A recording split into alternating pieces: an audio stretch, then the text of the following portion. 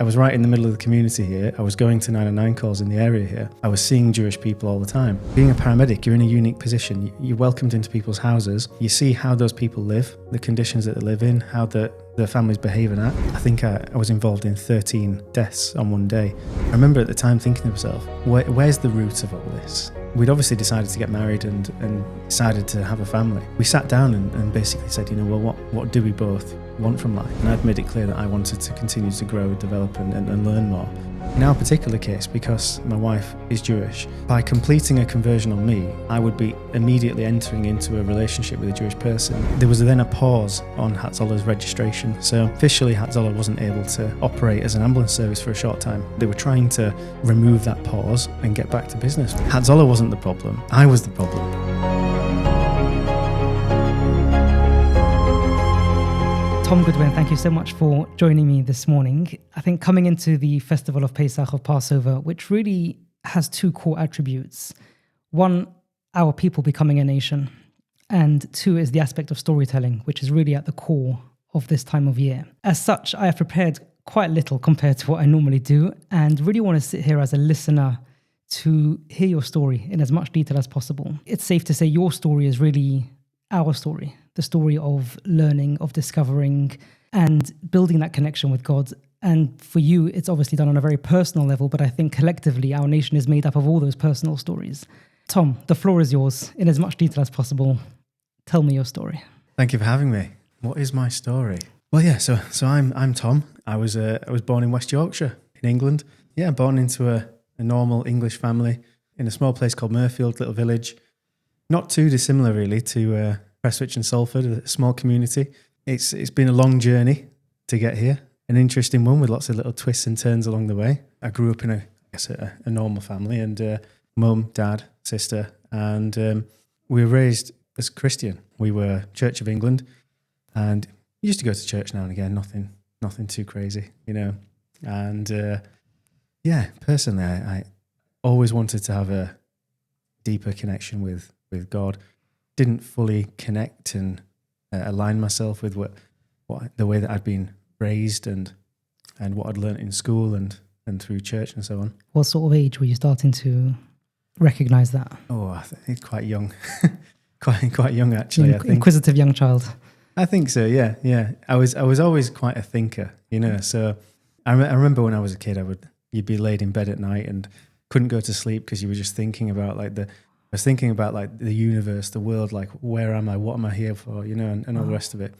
And you end up with all these questions, questions about life, questions about our purpose and all this kind of stuff. And I didn't really have anyone to go to, It's, there's religious leaders in the Christian faith as well, but it's very different to Judaism. Judaism, well, it has a lot of answers, and there's a lot of people you can speak to. There's always things you can learn. So it's very, very different. I grew up with these questions about life, and you're on this sort of journey to try and understand the reality that you're in. So I would read as much as I could, either in libraries, online, or whatever, and just try and understand what's out there, and that would steadily grow as I got older. And then you're trying to understand what's my purpose in life? Why am I here? Was your curiosity welcomed? Was it encouraged? I'm curious to understand what the reaction might have been. So family-wise, it was welcomed in my family. My family, I would describe them as spiritual, but I wouldn't say that they particularly deeply align with any faith either. We were just raised Church of England because that was the thing that everyone does. Right. And I think it was quite encouraged. But I would go to sort of local religious leaders. You're not your vicar down the road and stuff, But the truth is that there's limitations to what they know, Right. You come with some big questions and the answer is, I don't know really, or just trusting God sort of thing.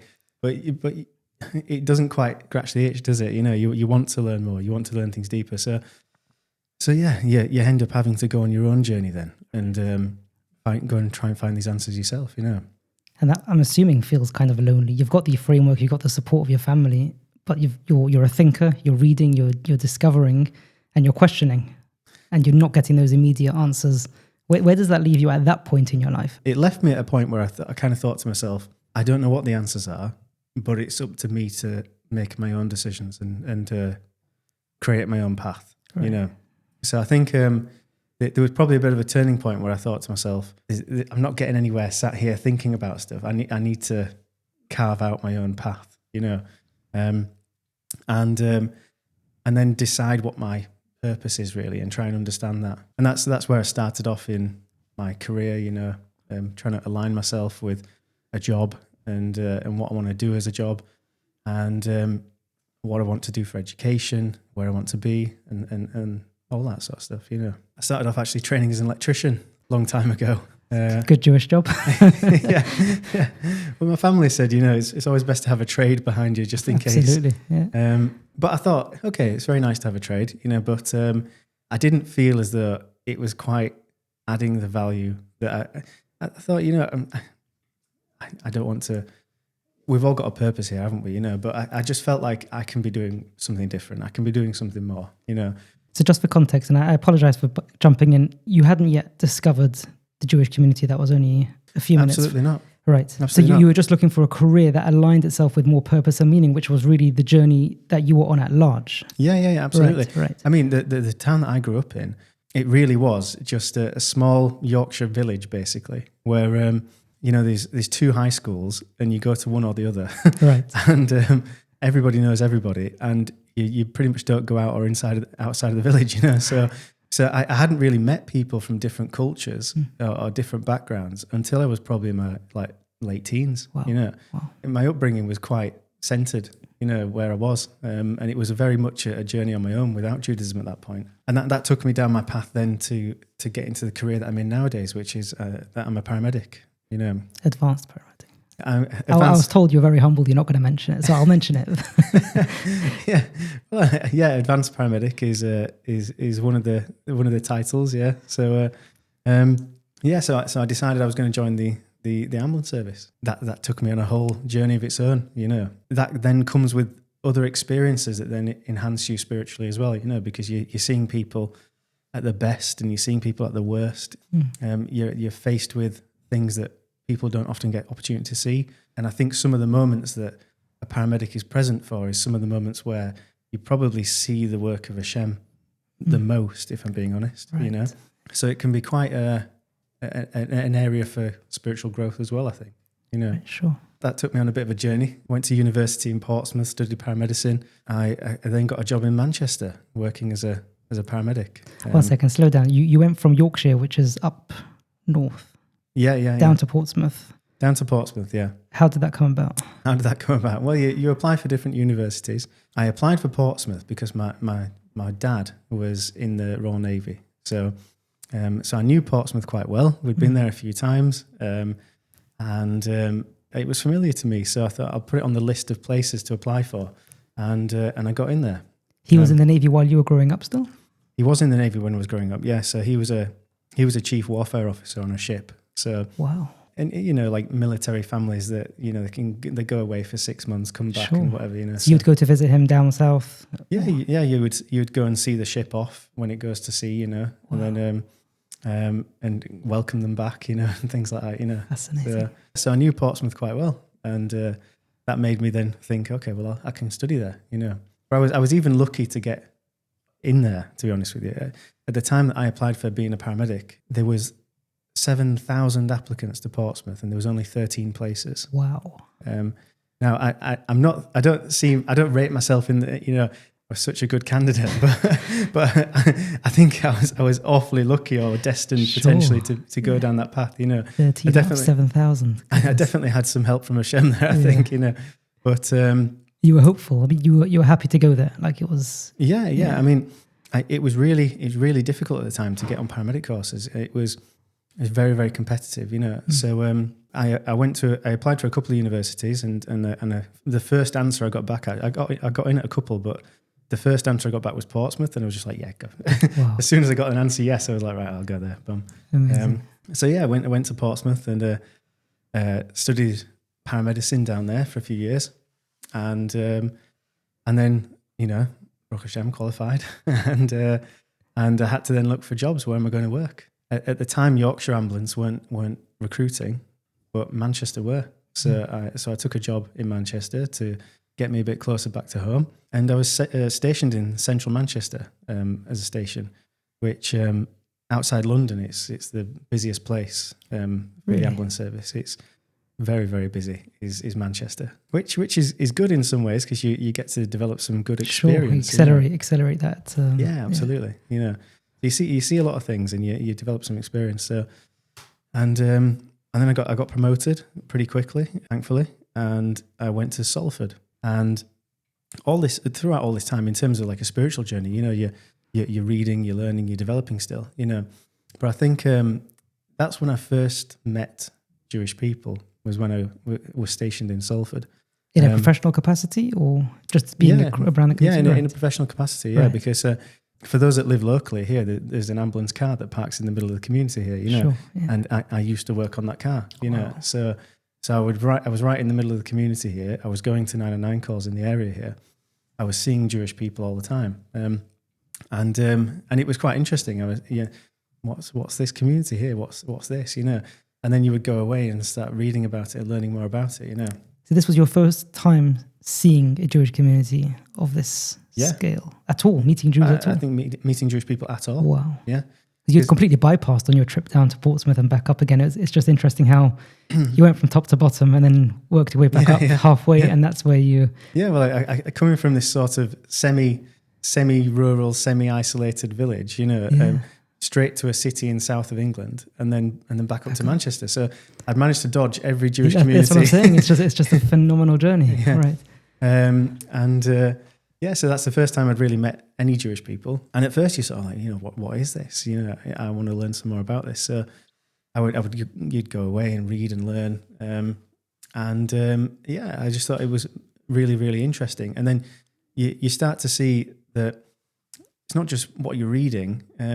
But it's also then how those people take what they're learning and reading and translate that into action, So how are people behaving? When you go to sort of emergency calls, being a paramedic, you're in a unique position. You're welcomed into people's houses. You see how those people live, the conditions that they live in, how their families behave and act. So you're invited into quite a personal space. You quickly understand, different parts of Manchester behave to different parts of Manchester. People from different communities behave differently, and you can tell a difference. You walk into a Jewish home, you can tell straight away there's a difference sometimes to different parts of Manchester, how those people act and behave. So it makes you interested. You sort of think to yourself, well, I'm reading all this stuff that's really interesting, but there's lots of different faiths around the world that have got different literature that's interesting to read, But it doesn't always translate into action or behavior or how a community functions, but it does here. So you start thinking to yourself, well, this potentially means something. It's different. And as I was going on that spiritual journey, you're sort of trying to. I remember at the time thinking to myself, where's the root of all this? Obviously Christianity came later down the timeline. So did Islam and so on. So you start tracking back, where does this all sort of begin, and that's kind of like what led me to then reading more and more and more about, Judaism in terms of history initially, and then from there some literature. That's how I probably entered. That was your entry zone into the space, right? Yeah, fascinating. So for you, this was probably not a deja vu kind of experience, but all that history and all that experience from a young child, your inquisitiveness and your thirst to understand and learn is suddenly beginning to play itself out. Yeah, I mean, it's probably like, I guess in a way, it's like you're hungry for knowledge, and then you walk into a library, and you're just like, right, feed me. Yeah. So it's a bit kind of that kind of experience, where you're hungry for knowledge. You want to find out where the truth is and where the root of everything is. And then it's like you've been presented with this fantastic opportunity to learn stuff, So that's where it kind of began for me. Right. Where were you in your personal life at that point? You were still single. You were living. What were you? How were you structured? How were you based in Manchester without a family? Your family was still up north. Where were you? Yeah. So all my family lived in Yorkshire, and I was single, and I was living in Manchester. Well, initially, actually, I was commuting from Yorkshire to Manchester for work, Right. which was crazy in itself. Yeah, what's that? What was that taking you? It's like a 45-minute trip drive, each right. way. Yeah, Wow. it was a bit of work, especially when you're doing like day and night shifts. Sure, So, yeah, it's not exactly a 9 to 5 job. yeah, you're finishing work at 7 a.m. and then driving a best part of an hour back to home. It's a bit. Wow. So yeah, I was single at the time and working at Salford Ambulance Station, and then in terms of my personal life, I bumped into a paramedic at Salford who later went on to become my wife, and that's a bit of a story in itself. Right. You know, yeah. So I met my wife at Salford Ambulance Station, and she's also a paramedic who I didn't know at the time when I met her, but turned out to be Jewish. And although she wasn't, she grew up in a traditional home, but she went to a university out the area, and sort of like over time, gradually sort of like things dropped off, you know. Right. I didn't know she was Jewish at the time. She wasn't really practicing Judaism at the time. But we met in an ambulance in Salford and got talking, and then decided we wanted to get to know each other outside of work, you know. Right.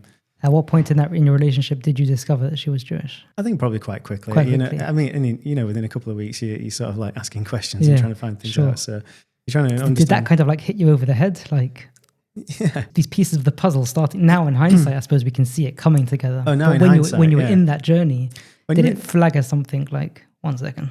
I think when you're in that journey, you know, not everything seems immediately obvious to you at the time. Right. You know, I think it was interesting at the time, and I was already reading about Judaism, and I was already interested in it. And then it was a bit sort of like, oh, this is unusual, you know. Yeah. But then when you look back now, you sort of think, well, actually, I guess it's like a lot of things, isn't it? You look back and then see the path, see the tapestry that's been completed behind you, you know. So it's different. So we met at Salford Ambulance Station. We dated for a couple of years, and then decided to get married at the time because my wife wasn't religious and I wasn't Jewish. So we just had a civil marriage, you know. Right. And during that period, we were learning, and we actually started a bit of a journey because we'd obviously decided to get married and decided to have a family. Yeah. We sat down and basically said, you know, well, what do we both want from life? And I'd made it clear that I wanted to continue to grow, develop, and learn more. At that point, I don't think I'd really decided that I wanted to become Jewish, right? So much as I was just wanting to learn everything that I could. You were on a journey of learning and discovery, wherever that may lead you. Exactly, but it was right. Exactly, yeah. My wife was very happy with that, but she also wanted our children to know that they were Jewish, right, or would be Jewish, and for that to be authentic. And I was very on board with that. So we sat down and we said, okay, well, if this is what we want, then I'm kind of an all in or all out person, you know.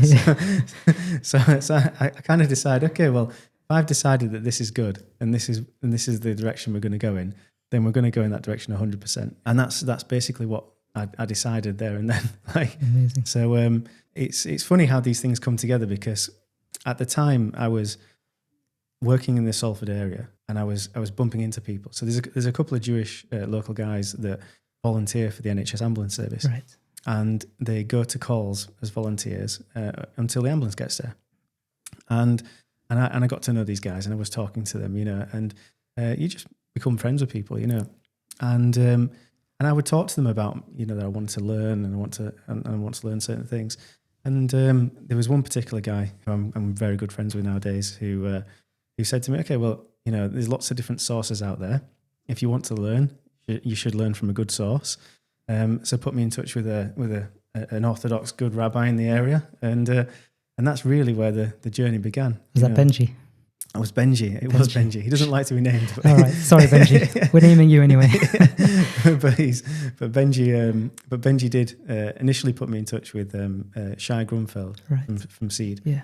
And so in those very, very early days, my wife and I lived way out the area. Right. I was going to ask where you had settled after you got married. Yeah. So we bought a house in Warrington, and just because getting on the housing ladder, that was it really. Yeah. You know, not because we loved Warrington. Right. But at the time, Shai used to drive to our house. Really? And we used to have a share in our house once a week. Shai would come and meet us and give us a share. He's an amazing guy. Yeah. Absolutely amazing guy. And that was just like, it was like oxygen, you know. I absolutely loved it, you know. that you've got this guy in your house, you're able to ask as many questions as you want, and he'd come and deliver you some amazing stuff anyway, so that was fantastic. And we were learning through that for quite some time, and then decided, okay, well, you know what, I want to go all in. Yeah, basically, committing to your vision. I want to. This is what I want. This is what This is where the direction I want to go in, and I want to commit to it. So that's when I applied to Manchester Bethlehem and applied to join the Geras program. That's quite a while ago now. Sure. Yeah. So 1 second, you now live in Prestwich. So at what point did you decide that moving into the community, was that an intentional part of this journey? Where did that come in? Very much so, yeah. So I think I applied something like June 21 to join the Geras program. And you do an application, go and meet with one of the rabbis and so on. And they're very open and honest with you. It's Judaism's not here to necessarily recruit people, is it? Absolutely. This is a serious business, and we only want people that really, really want this. Benji did push back at you, didn't you? Well, Benji definitely. He told you you're crazy. I think everyone I've ever met has told me that I'm crazy. I think it's the next thing that comes out of the mouth, isn't it? When they understand that you're on the Geras program. Yeah. So yeah, and the rabbi, it was Rabbi Sofer down at the Beth Din, and really nice guy, but he's honest, open and honest. This isn't a journey for everybody. For a lot of people start the journey and they either find it's too much or not for them or whatever, and there's a very, very small number of people that actually carry on and go through that, But they said to us, realistically, if you want to become Jewish, you have to have Jewish infrastructure around you. So your starting point really is not just the learning, but it's living in a Jewish area. It's being in proximity to the shuls. It's bringing in proximity to the kosher shops, and schools and so on. So we're told at the time, you're free to learn. You can learn as much as you wish, but your journey officially won't really begin until you move into the area. That was the first challenge, Sure. It's such an interesting point to hear that from you, because we just take it for granted that we have to live in close proximity because we need those schools, those shuls. It's just, we don't know any other way. Yeah. And this was very much like a requirement for you to pick yourselves up, sell your house and move into an area.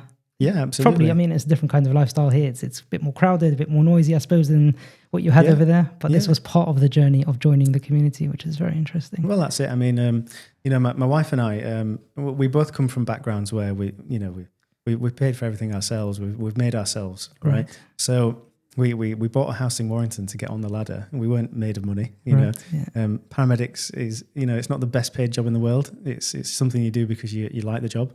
So yeah, we're moving into the area here, any Jewish area, housing prices. Financial suicide. 100% it is.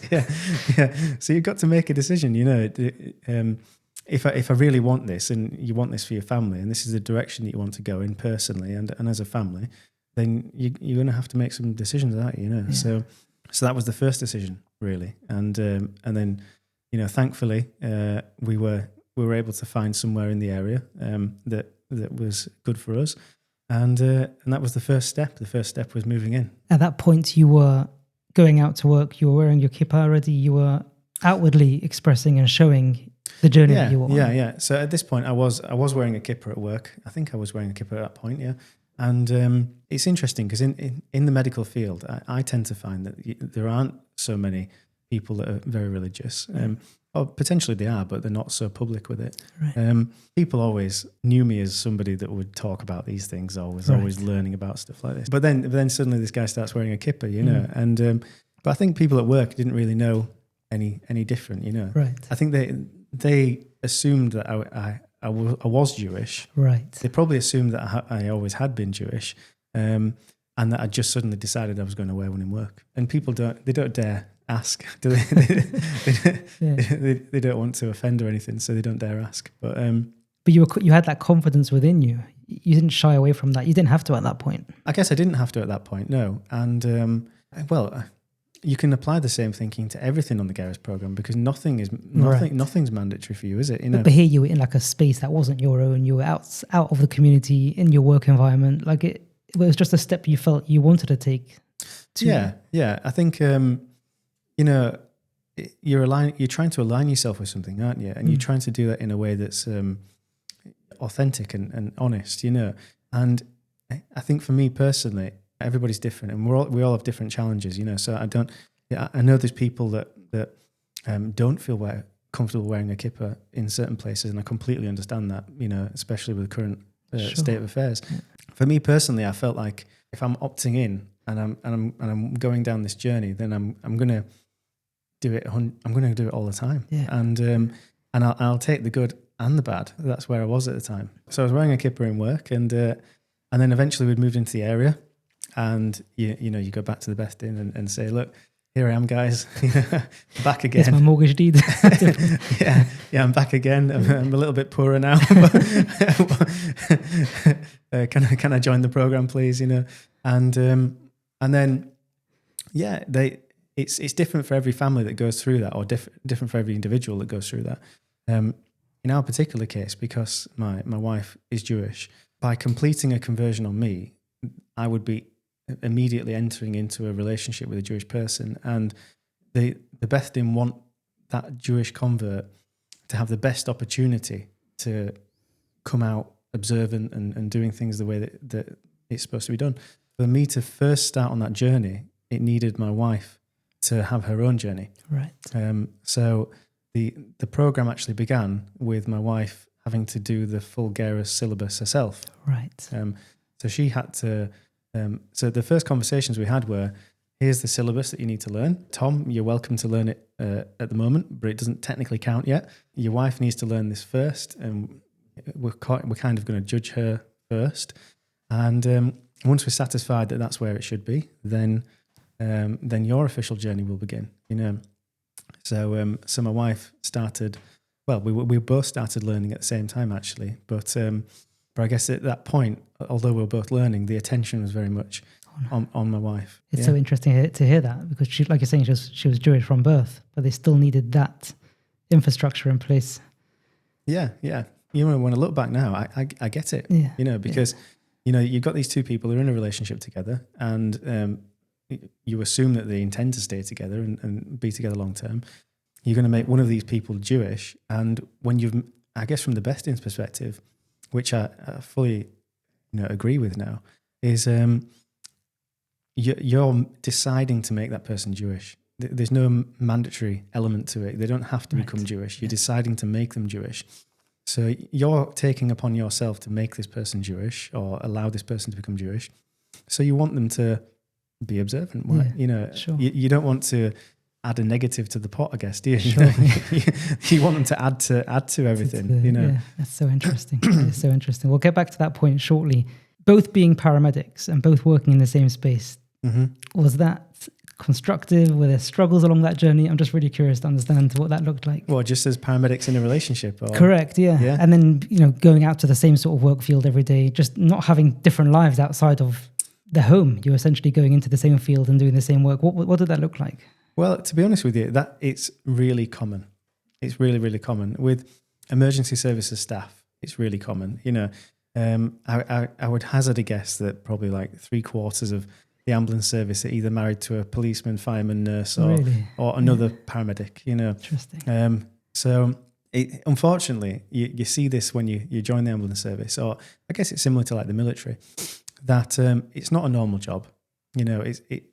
It really is quite similar to the military in that your shift says 11 and a half hours, but it's actually going to end when it's ready to end, and that can put a strain on your family, Sure. So you see people that join that career and they enter the career with a girlfriend or a wife, and it might not survive, the first few years, and they might have to make a decision on either the career or the relationship. Interesting. So it's not always compatible. So having two people who fully understand when somebody's out of the house for 12, 13 hours, they're doing the same thing essentially, and it just makes sense. Yeah. And in the ambulance service, you don't get to choose when you're going to take holiday or annual leave. You get told when you can take annual leave. Similar to the police and stuff. So if you're a normal English background, you're a normal Christian guy or whatever, you're going to miss every Christmas. You're going to miss all these festivals and other family occasions, birthdays and so on. And that takes a toll. And not everybody can carry that burden. I think there's a certain familiarity in when you're with somebody in the same situation. You both understand, the obligation. You both understand the impact. And it's not personal. It's not... I've not chosen to miss your birthday. Right. The same way that you missed mine last time. We're in this together. Exactly. That's really interesting. And we'll do your birthday next week. We do mine next week. And that's kind of how it works. So that's really interesting. So I think actually it works in that sense. It works better when you're with somebody that understands. Love that. In 2019, Hatzolah underwent a bit of a story. Yeah, I suppose in hindsight, I think Benjamin mentioned this as well, that it was for the better of the overall organization. Uh-huh. Take me through what Hatzolah went through at that point, how you were introduced, and where you've brought things to date. Okay, so that's a whole separate journey, isn't it? Yeah. So Hatzolah Manchester at the time, they were having some issues with regulators. So like any sort of business, there's regulators, and they have a regulator called the CQC, the Care Quality Commission. And Hatzolah, I think, obviously I love it. I love Hatzolah. It's my baby now, Yeah, sure. But when I first got involved in Hatzolah, I thought it was this incredible organization. And it was quite cute in a way because you would have a situation where you need an infection prevention control lead, right? You need somebody that's going to be in charge of that part of governance.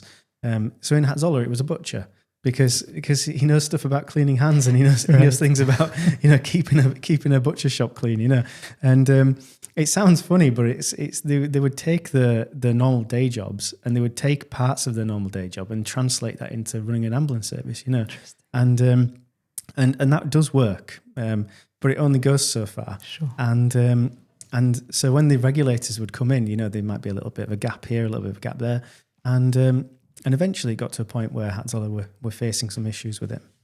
And there was then a pause on Hatzolah's registration. So officially Hatzolah wasn't able to operate as an ambulance service for a short time. And they were trying to, remove that pause and get back to business, basically, sure. Because they do provide a vital service to the community. No question about that, and that was under threat at the time, So that was just the buses, or that was just taking calls on people's private cars? What did it affect in terms of the operations? Yeah, so I think officially it was the ambulances that were stopped. The registration, there's nothing really that regulates first aid, and there's nothing really that regulates like event medicine and stuff like that. So what is regulated is transporting of patients, triage of patients, and certain interventions and treatments, which you would get on an ambulance. Right. So it was the bulk of the ambulance work and taking people to the hospital. That's the bit that was the problem. Got you. And I think some of the first aid element probably carried on, but I think it was the transporting patients that was under effect. At that time though, we were in the middle of COVID. The worst possible time for such a thing to go on. it all came at once, didn't it? And when I think back now, my wife was pregnant with our first child at the time, and COVID was going on. So I was working as an advanced paramedic on a response car, and at the time, the most high risk incidents during COVID, where we thought you were most likely to get COVID or you were most in danger, were cardiac arrests, where we were managing people's airways. And so my job was to go to cardiac arrests and manage the teams there, and make decisions about if we were going to take someone to hospital or not. Because at the time we had very short numbers of beds in ITU and stuff like that. And you'd literally get an email at the beginning of the day that said, there's 4 beds in Manchester today, and so you're going to have to make a decision. So we've got 4 beds for 4 patients, but not every patient's going to be suitable. So you'd have to make some decisions about who we're going to take to hospital and who we're not going to take to hospital. You didn't know what the day would bring you to know what to hold back. No, it was crazy. Yeah. So I remember, I think my busiest shift during COVID, I think I was involved in 13 deaths on one day, going from house to house, basically, like making these decisions about if somebody was going to go to hospital or if we were going to stop and leave it there. But because I was going to these patients, I was exposing myself to COVID. I had a pregnant wife at home, so I couldn't be at home. So I was put up by the NHS in a hotel in Manchester, Piccadilly, in the centre. And so I'm living in a hotel by myself. And, you're doing Zoom calls with your wife to keep in touch. But I'm also doing Zoom calls with Hatzolah and talking about their issues, So it was quite a crazy time. And this is, you're going through your journey of discovery and learning at that point. You'd moved into the area. At that point, we were in the middle of the searching for houses and thinking about what we want to do. So you had everything piled up on you at that point. Yeah, it was all going on. Yeah, I mean, you sort of try and put the timeline back in your head now, but it was all going on at the time. Things were everywhere. Yeah, gosh. But I think you were just kind of like dealing with each day as it comes. Whatever's going on. Survival mode. Yeah. So I remember having a meeting with Hatzolah at the time, and basically just what if I can help. They were looking for some sort of support or guidance from people that know ambulance governance and can help them. I can't remember if it was my first meeting with them or not, but I remember my first actual meeting with Hatzolah was in JS. Right. JS on Kings Road. Shout out to Michael. I'm assuming he was, probably at the time. He was, yeah. And I remember meeting the Hatzolah team there, and in the middle of the meeting, a call came through for a house fire on Wellington Street, right? And so I went with them, right. And we all went down there and ended up coordinating the scene there and organising some ambulances, and Hatzolah ended up transporting, I think it was 4 non-Jewish children to hospital. Wow. I think there were 7 people potentially that got caught in a house fire, and the NHS ambulance service was sending ambulances, but Hatzolah were there, boom, and so we ended up transporting a load of children to hospital there, and that was my first meeting with Hatzolah, and we actually got a commendation from the chief fire officer for Hatzolah's involvement in that, Wow. And so having a first meeting with Hatzolah, and you're trying to find out who are these guys, what are they about. It's not a bad first meeting. Sure, see them in action on the ground. Yeah, like absolutely. Yeah. You straight away, you see the benefit. You think, well, these guys mean really well. They want to help people. They want to save lives. Here we are at a house fire, a non-Jewish family, and we're helping people out. And so I thought, I need to get involved in this. So then I was trying to help them where I could. I think we had some initial meetings. Where can we go with this? What are your issues? What can we do? And then we started this whole journey of bringing Hatzolah up to regulation and what the CQC would expect, which in itself was I think it was like a 2-year journey or something. Wow. But Baruch Hashem, we got there. Not just did we get there, but on their first inspection, they got a good rating, which is not easy to do. I think they wanted to give us an outstanding rating, but I don't think they could do it. Too much of a jump. I don't think they could do it on a first inspection, But wow. So where would you say it is today as it relates to other organizations, equivalent organizations, perhaps Hatzolah across the country? Where does it sit on the hierarchy? Oh, that's a good question, yeah. So, I mean, at the moment, our CQC rating is the same as the NHS provider locally here, which is good. Yeah. Compared to other Hatzolahs, I think... I don't know if you can really rank Hatzolahs because they all do like amazing work, sure. don't they? And they're all very, very passionate about bettering themselves and developing. So I think we're one of the busier Hatzolahs in the UK, and I think similar to unfortunately Golders Green, Hatzolah Northwest. They've just been involved in this attack, haven't they? Yeah. And they were probably one of the more progressive Hatzolahs as well in London, right. That I'm aware of. And I think Manchester was probably on a par with them, and trying to constantly grow, trying to introduce new things, try new things, and do things a bit differently, Incredible. Integrating yourself with that team. I mean, you came from the environment of the NHS, which is hierarchical. There's sort of a respect category for the different, you're wearing glossy red patches on your shirts and stuff. Coming into the Hatzolah base, I'm assuming was a bit more sociable kind of environment, or was it something you anticipated or threw you by surprise? What was that like? Yeah, well, that's an interesting one actually, because I was not used to that. I was not used to that at all. You know, I come from a family where, you know, my dad was in the military. You know, I had lots of uncles that were in the military as well, and you appreciate structure, you appreciate, you know, the organising of things, and then I was in the ambulance service myself, and there's a normal hierarchy, you know, and in that hierarchy, I'm not saying it's good or bad really, it just is what it is, but you kind of expect that. I was an advanced paramedic at the time. I was, which is, I think it's like three levels up in the ambulance service from a paramedic, and every emergency I would go to, the eyes would turn to you, and they expect to be led, you know, or they expect to have some sort of direction. And Hatzolah's not quite the same. It's not quite the same, but not in a bad way. Not in a bad way. What I found was everyone's a lot more autonomous. You know, everyone thinks for themselves. They don't wait to be told what to do. They don't seek. Well, not that they don't seek guidance. They do seek guidance when they need to have guidance, but they'll go to the guidelines themselves, have a read. You know, what does the guideline tell me to do? And you wouldn't always get the same in the NHS. You know, they were much more accustomed to asking the boss. You know, and although there's still times in Hatzolah where we ask the boss, you know, they just seem to be a lot more independent, which at first was a bit of a surprise for me. It was a bit of a culture change, you know. Especially you had been introduced to come and bring that professionalism back into that space. Yeah, and to do that in an environment where we can kind of rub shoulders with the people higher up or more experienced. Yeah, and I think you know, I was talking to someone else about this a while back, and I think I hadn't yet encountered what they call a Gomorrah cop, you know, and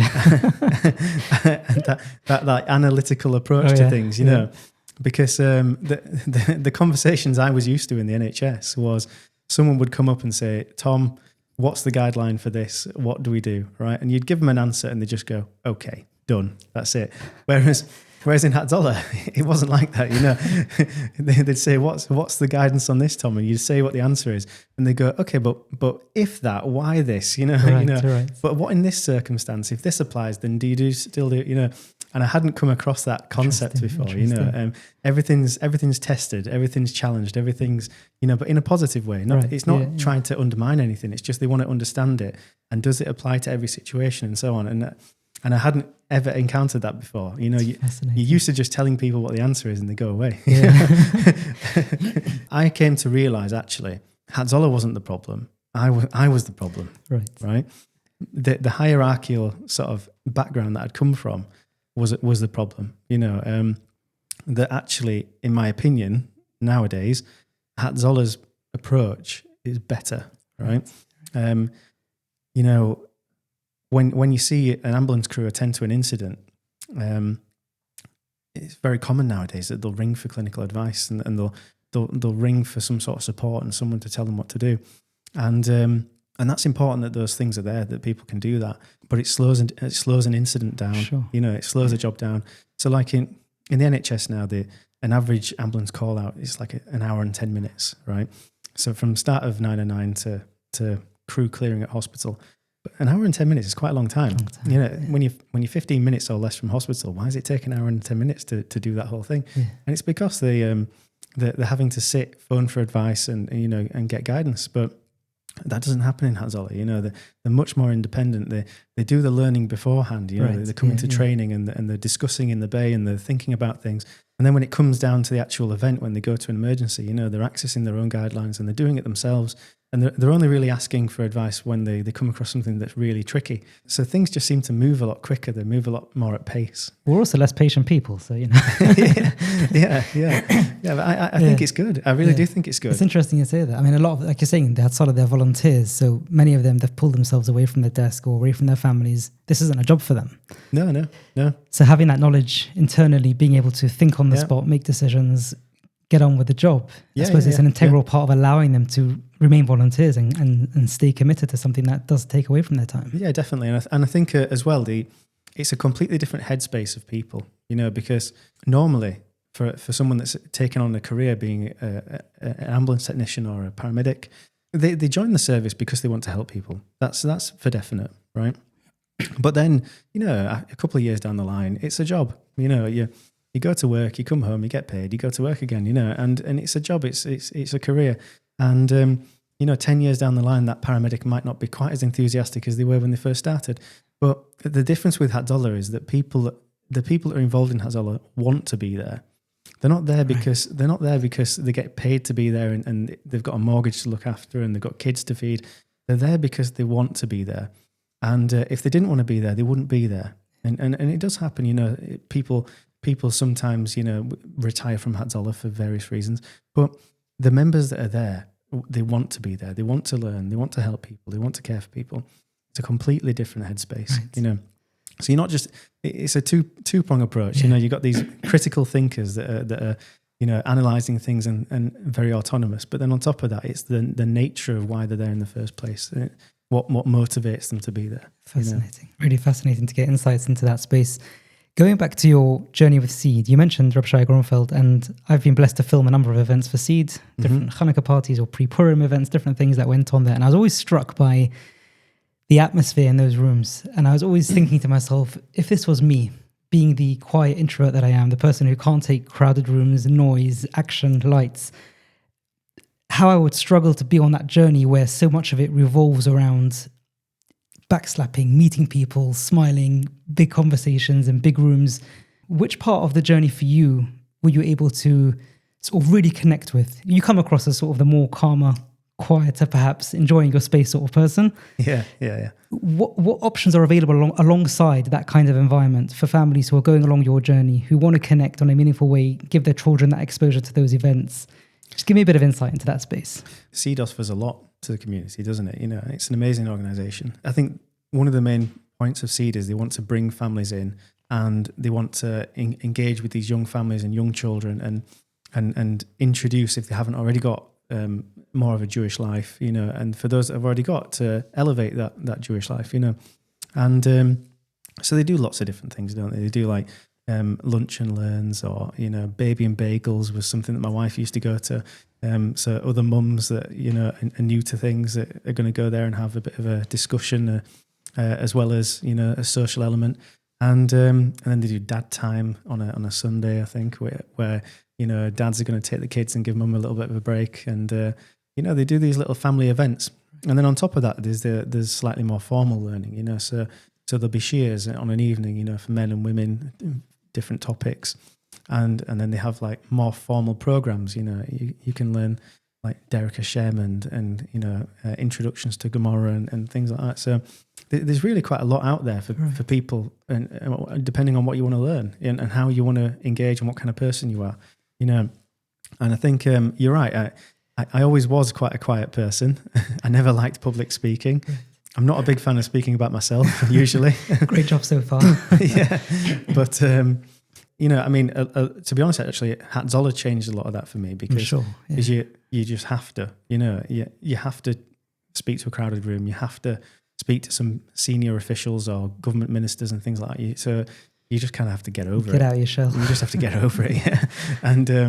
And kind of fake it until you make it, I guess, in a way, don't you? Yeah. But yeah, so Seed really does have like something for everybody, I think.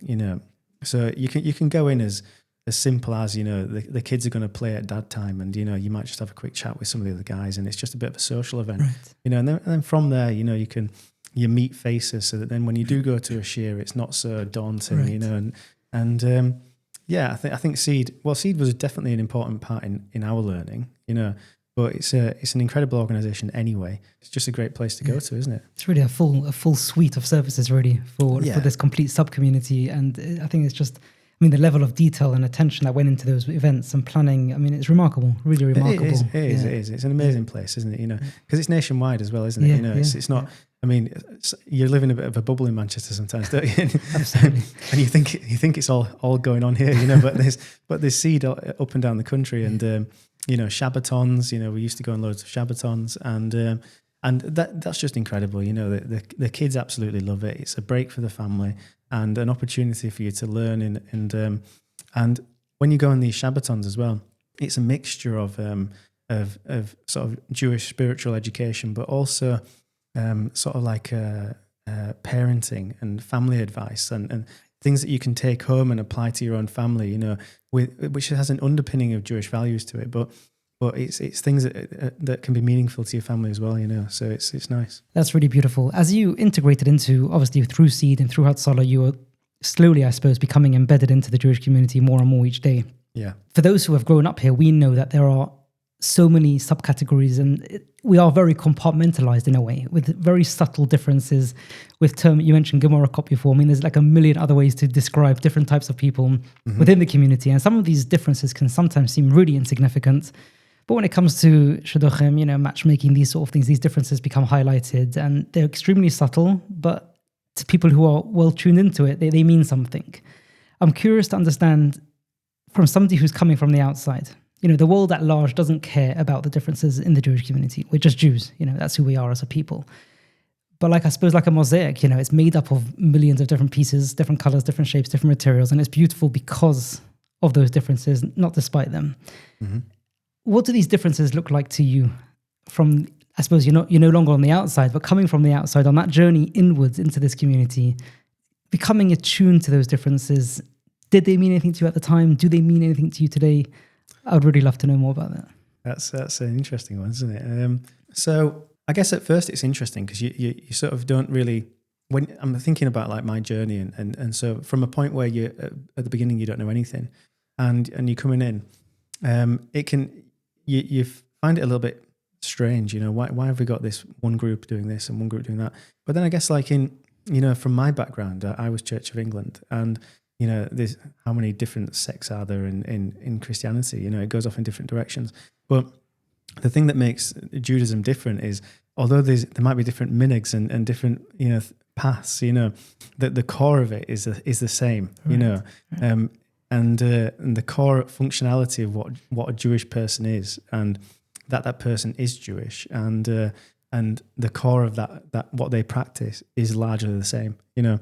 So the community is one, you know, although you've got these subsects, they might have different practices, they might live in a different quarter of the city or whatever, you know, but they come together because because you are all Jewish, you know, and you don't get that in other faiths and walks of life, I don't think, right. You know. Yeah, I think at first it probably was a bit interesting, looking at some of those differences, and then I guess when you're on this journey as well, you kind of have to decide if you want to align yourself to one, or right. Where you want to align yourself to. You know, what do you want to? What minhags are you going to take on yourself? You know, and all this kind of stuff. You've got a clean slate at that point. In terms of, yeah. So you can just take on all the best ones, can't you? You know? But it's just part of the beauty of life, isn't it? You know, the variation. You know. And everything's got their own meaning, you know. So that's really interesting. What might we be missing as people who have grown up in this environment? I suppose most of what we know we've taken for granted. It's just our way of life, and obviously we learn to work to appreciate it and enjoy it and better ourselves in that process. But this is completely fresh, you know, coming into this at this stage of your life. What have you seen that perhaps we've just become accustomed to and we're missing out on because of our familiarity with it? I guess what people don't appreciate. I mean, first of all, you're living in a community which is unrivaled. I don't think there's really any other community in the UK or globally that I've seen that's on a level with the Jewish community. You know, the fact that you can hop on a plane and go to a wedding in America, you know, and be stood next to 20 guys and you've never met them before, but you can daven with them, eat with them, and have a laugh and whatever else, and that just doesn't exist. It just does not exist in other places, you know. And I think you can probably take that for granted, can't you? You know, and you grow up in a certain life in a certain community, and it's just normal for you, isn't it? You know, but for somebody coming in from the outside, that's not normal. That's unbelievable, you know. Wow. Because if you weren't Jewish, it's just not something that exists. You know, you don't fly across the other side of the planet, walk in somewhere, and you're all on the same page. It doesn't happen. Growing up in a community where, you know, how many charities are there in the Jewish community? There's hundreds, isn't there? You know, and that appetite for helping people, appetite for helping each other, you know, sadly, it doesn't exist everywhere, does it? It'd be nice if it did, but it doesn't. And people are really eager to help each other. They're eager to understand each other. People probably do take that a little bit for granted, don't they? When you come from like my background or someone's background outside the Jewish community, it's it's a no man's land, isn't it? You're on your own. That's the thing. You picked yourselves up and moved to Warrington. Like you could have parked yourself anywhere in the country. It wouldn't have made any difference, essentially. Yeah. Well, I mean, I think sadly, I mean, this is just about the UK, but I think sadly in the UK, a lot of community stuff has gone. I come from a small village where there was a bit of a community there, but even then nowadays, it's not there as much anymore. I don't think you really know what living in a community means and is like until you really get into this, So for people that live here and they've always lived here like this, there's probably so many things that you take for granted that you just don't acknowledge and appreciate. Right. You walk into a shop, you go and see the butcher, see the shopkeeper. You know his name. You probably just don't know his name. You went to his cousin's wedding last week or whatever else. Strong integration. It's not the same, is it? It's very, very different. And I can imagine a lot of people take that for granted. That's beautiful. Take us back to sort of late 2025, early 2026, as your journey was, I would say, coming full circle, perhaps. Okay. What were those landing gears looking like for you? And just take us through that up to bring us up to speed. Those landing gears. It's a good question. Well, you're on a plane, but the time that you're landing isn't announced. The way it kind of works is you go down to the Beth Din, you have your meetings, and they don't really tell you where you're up to. It's not like a normal course, like you're on education, you're doing a master's or something when you're 80% of the way through. It's not like that. There is a program of learning, and you could finish that program of learning in a year, 2 years, but you might not still be where you need to be, because it's not just about learning, and it's not just about what you're saying. It's about doing and actually living the life and being Jewish. So I think when you go to these meetings with the Beth Din, you don't, in my experience anyway, you don't walk out of there thinking I'm 75% of the way there. In 6 months' time I'll be 80% of the way there. It doesn't work that way. So you never really know where you're up to, and you don't know if this is going to be your last meeting or if I've got 4 more after this. Wow. Is that an intentional part of the process to gauge your commitment? Like, where does that?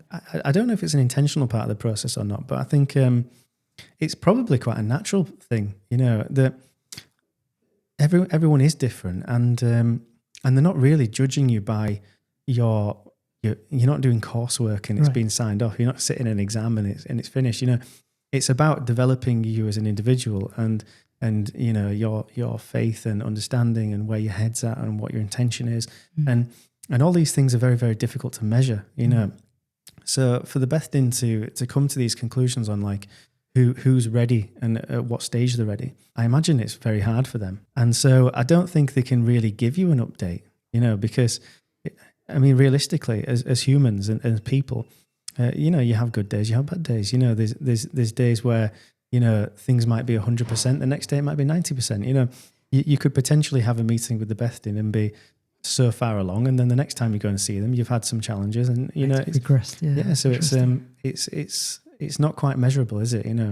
So I don't know if it's intentional or if it's just how it is. But so talking about that last bit of the journey, you kind of get to a point where you sort of think to yourself, I think I'm doing everything that I should be doing here. You reflect. The whole process is a reflective journey. Where you're looking at yourself, you're looking at where you are and what you want and all the rest of it. But you do get to a point where you sort of think, okay, well, I've learned this syllabus.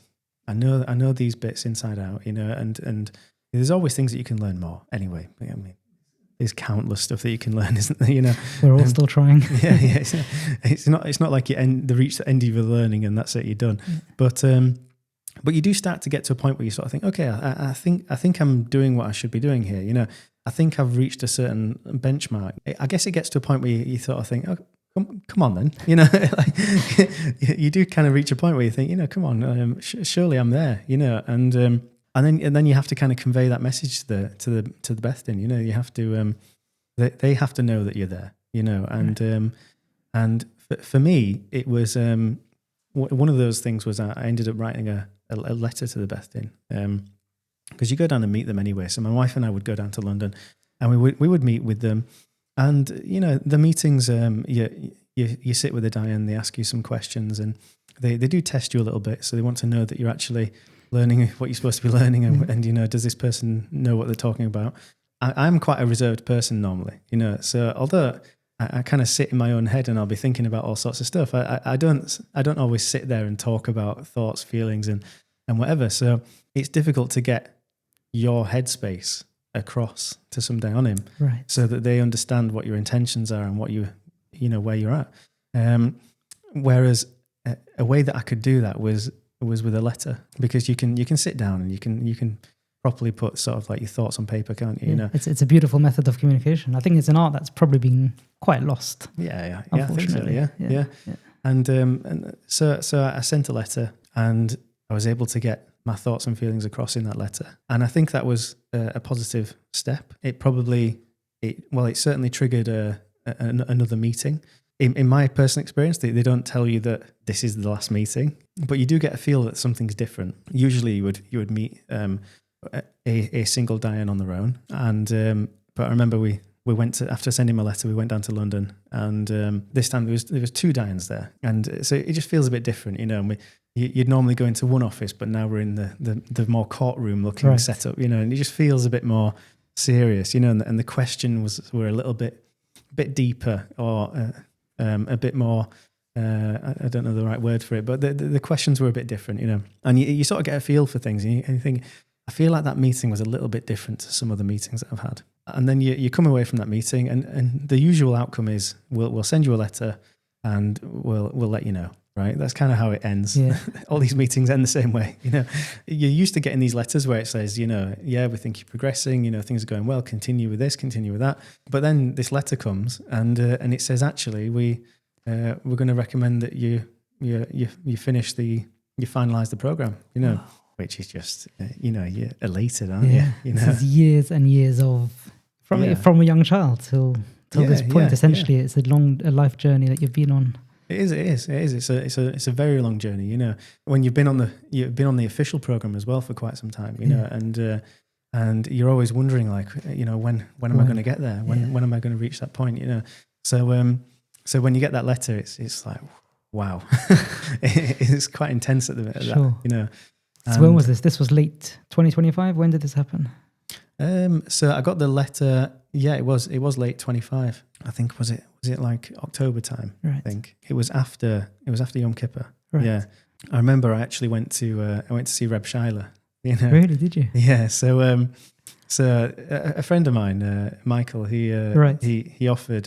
He said he was going on a trip. And would I like to come along? And I was like, 100% I want to go. That's beautiful. Wow. I thought 100% I want to go. So, and I'd been reading a book about Reb Shaila anyway. So I wanted to go and get that experience. Yeah. So went to see Reb Shaila, tagged on a bit of a trip with some of the guys, go there, daven, and wrote myself a little message of how you feel and what you want. Sent that off. Came back. We had Yom Tov. Organised another trip down to London, and that's actually when I had my meeting with the two down him that felt a bit different. Right. Wow. So then they made that final recommendation. That we're going to finalise things, and then you start this whole. It kind of triggers a process. So all the way up until this point, it's quite fluid. It's all you're learning, and it's a like I said, you don't really get where you're at. Once you've got that point where we're going to finalise this, that then triggers a process, and that process is now like a 3-month process. And if you're in a married couple like my wife and I, you have to then separate for a period of time, and you got to continue your learning, of course, which it's a life of learning anyway. But you continue your learning. You're going to have to separate as a couple, and then make arrangements. Because not just is your gerus going to finish, but you need to get married then, pretty much straight away. So it's a lot. Plan a wedding. There's just so much that has to fall into place. Yeah. But, well, also nothing's guaranteed. I mean, at the end of the day, that the Beth Din have got to be sure about the decisions that they're making. Sure. So they can't say it's going to finish on this day. Everything's perfect, you know. Right. Although you feel yourself that you're there and you're sort of assessing yourself, you don't always know what they think. And so you're trying to plan a wedding, but you're not sure if everything's going to go ahead, or, you know, if that final meeting is going to go the way you want it to go, or, you know, so it's a bit of a nerve-wracking time. Sure. You know. Sure. Yeah. It's just from the outside, we don't have any insight into this at all. Like people hear like, oh, that so-and-so is becoming a girl, or they're going through the conversion process. It's wrapped very neatly on the outside, but internally there's this, I suppose it's turmoil. It must be an element of turmoil. Obviously there's excitement and the desire to join and to go through that process. But like you're saying, you're in a marriage, you've got a family to run, uncertainty of when, the planning around it all. It's huge.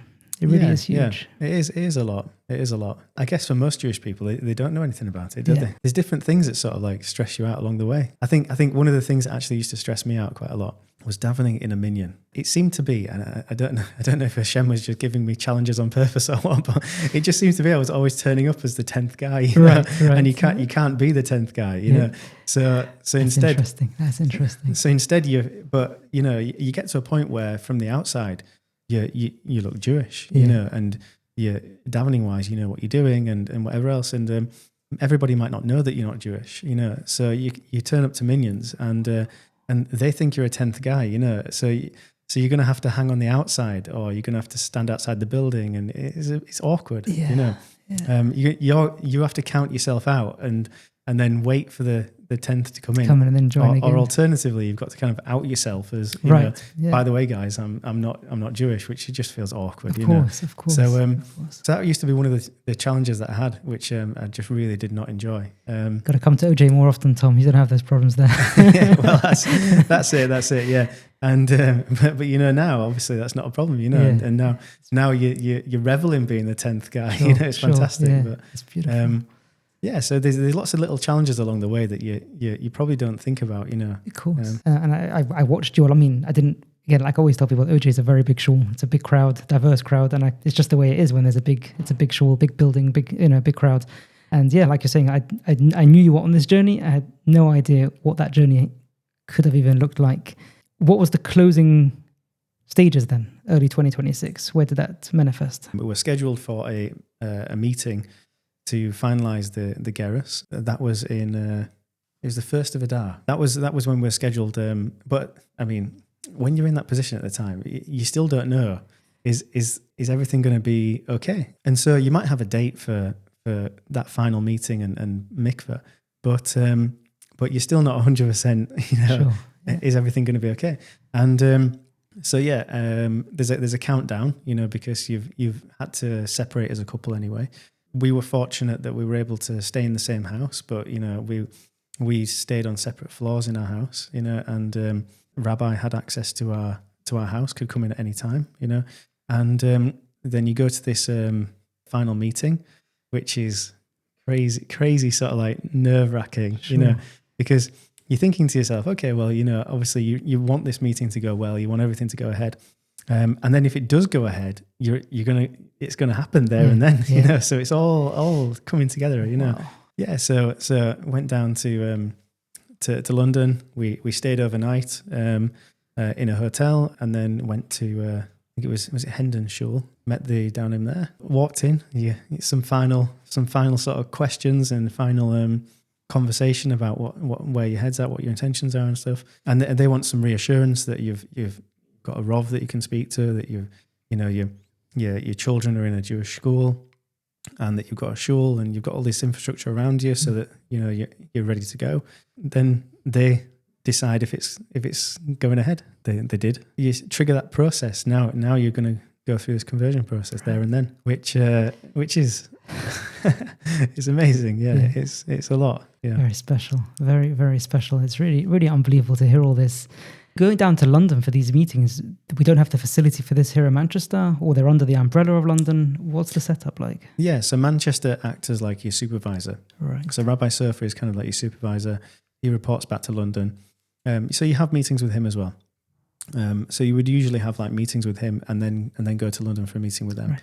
And But London acts as the authority, that do all the gerusas in the UK, so far as I'm aware, at least. Right. And I think London's got a reputation as well for I guess, I don't know if you'd say like the stronger sort of texture, I guess. Right. The infrastructure, I suppose, it's a bigger community, I suppose, and it's you can. There's different Bethdins around the world, isn't there? And gerusas go on in different places, but I think London's quite respected, for its program. Right. I think it's respected because its program is I don't know if it's the strictest program, but it feels quite strict at times. It definitely sounds very strict.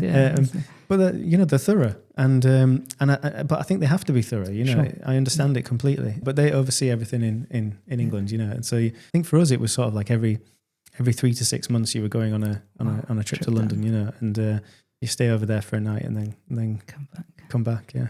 And then it's Mazel Tov, and you're part of the Jewish people. Yeah, that was it. Yeah, so we had a wedding, and which I wasn't invited to, but I heard it was beautiful. I apologise. We hadn't spoken before then, so.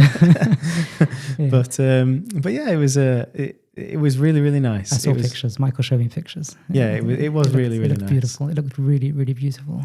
It was beautiful. Yeah, and at the time we were sort of thinking to ourselves like how should we go about a wedding as well? Because you're thinking, should we just have like a little halakhic thing, where it's just bare bones minimum, and done. But then you kind of think to yourself, okay, well, actually, we've been on a massive journey, Sure. So you're celebrating that entire culmination as well as the marriage. Yeah. So you want to mark it as an occasion, and although we had got married in English law before, it was during COVID, so we actually it was just us. So we didn't have a big do as such, So it was nice to like mark the end of that process for me, and then for us to have a proper wedding. And then as well, it was an opportunity to invite people that had kind of like been involved in the journey, and so it was just a really nice event. Tom, I cannot thank you enough. Firstly, I've been calling you Tom the whole way through. There's one more bit to the story we need to add, and that was your identity. Yeah, your name change. Oh yeah. Give me 30 seconds on that. Sorry, how can I forget to bring that up? No. So it's Yaakov Yitzchok is YY is the name now. Yeah, YY Goodwin. So how did that come about? Well, actually, when I was born, I was initially called Jacob, and they didn't feel it suited at the time, and so it was funny. I was called Jacob, and I had, in effect, a bris when I was young, right, when I was a baby. And then they didn't feel it fit, so they changed my name to Tom. But legally on birth certificate, it was Jacob? It was, yeah. So I have 2 birth certificates at home, yeah, because it was changed within a week. They actually changed the name? Yeah. So, wow. I think within the first week, they can change it or something. So I had 2 birth certificates at home, wow. Yeah. And so... When I was on this journey, you sort of think to yourself, okay, well, what name shall I go for? And I thought, wouldn't it be nice to go back to that first name? So that's where Yaakov came from. And then I thought to myself, well, it's going to end as Ben Avram, so that's not fair. So I see, right? So I think it's only fitting that we have Yaakov Yitzchok Ben Avram. Brilliant. It's beautiful. And that's beautiful. And then we're all there. Everyone's happy. Everyone's happy. Yeah. And adapting to that was that. I suppose that means there's lots of different personal parts to this journey that you explained. That name change, I suppose that's kind of the wrapping around it. Yeah. I think it's an interesting one, that isn't it? Because outside of the community, when I'm at work with the NHS, I'm Tom. Everybody still knows me as Tom. In the area now, it's much more common that people call me, Yaakov or YY. Right. And I guess for the first couple of days it's unusual, isn't it? But then you quickly settle into it. Actually, I like it a lot now because one thing that used to happen. I don't know how many Jewish people have you met that are called Tom. It's not common, is it? Exactly. So I think you'd phone up somewhere, and what is it? You want to take something Shatner's testing, and what name is it? Tom, sorry, what? It's just a bit of an unusual thing, So then it's YY. It's part of the integration process. It just feels much more natural, So so nice that you really came full circle, like back to a name that was actually yours from the very start. Yaakov Isht Tom. Yeah, right. Yeah. 1 second, that was Sally said that, didn't he? Did Sally say that to you? Was it Sally? Sally was in my house doing some works. Hi, Sally. Oh yeah, I think he did actually. I think he did. We were talking about the podcast. We got talking about this going back ages ago, months ago, and he mentioned Yaakov Ish Tom. Yeah. Got it. Right, Sally, you got your mention. Yes, I think he did mention it to me first. That's actually, brilliant. Yeah. That's brilliant. It's interesting, isn't it? Yeah. That was your name. That is so interesting. It's fascinating when you look back. Like I was saying earlier, you have this journey that you're on, and at the time, I don't think you appreciate certain steps along the way. Yeah. And then you look back and you think to yourself, okay, well, isn't it unusual that you would be, given a certain name, then changed, and then I had this like bris effectively when I was a child, and then you come along and you go through your life and you look back and you think you're walking a path, but you don't know the path that you're walking on, And you look back and you see that whole path behind you, It's beautiful. That's a really beautiful message to close off with. We're all on a journey. We don't know where, how, but in hindsight, it all comes into focus. Absolutely. Beautiful. Unbelievable speaking to you. And you're sitting here in your gear about to run off to base. I've got one final question for you, and with that, we'll let you go. Obviously, we said at the opening, we're coming into the festival of Pesach, the Passover. We're called the chosen nation. But for most of us, and especially this audience, we didn't really choose anything. We were put into it. Yourself, however, your relationship with God, you searched, you learned, and you chose to become. And that's really, I suppose, the job of all of us, even though we may have been born into this environment, but to continue that growth of learning, of discovering and deepening that connection. From everything you've learnt along your journey and discovered along your journey, tell us one idea that may stick out in your mind as being a marker that even people who grew up in a frum environment can hang on to and relate to and use that as part of our growth journey moving forward? Well, that's a difficult one. Isn't it? I think for me, it was connecting sort of like with what I felt my purpose was in life, right? This whole journey really for me was about making a connection between me and Hashem, understanding what my purpose for being here was, right? And that undermarked my career and everything, and the whole journey that I've been on. And I think that as we were saying earlier about people that kind of live in a community here, and you might not appreciate things because it's just normal for you. I think it's really important that people kind of search for, and try and understand, like, what's your purpose? Why are you here?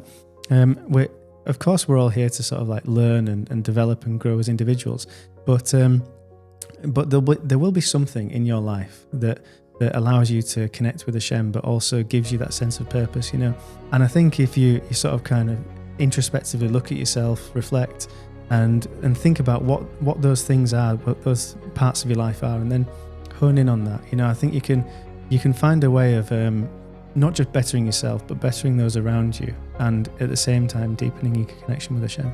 Yaakov Yitzchok, really appreciate you giving up of your time and sharing so beautifully. Thank you so much. Well, thank you very much for having me. Yeah.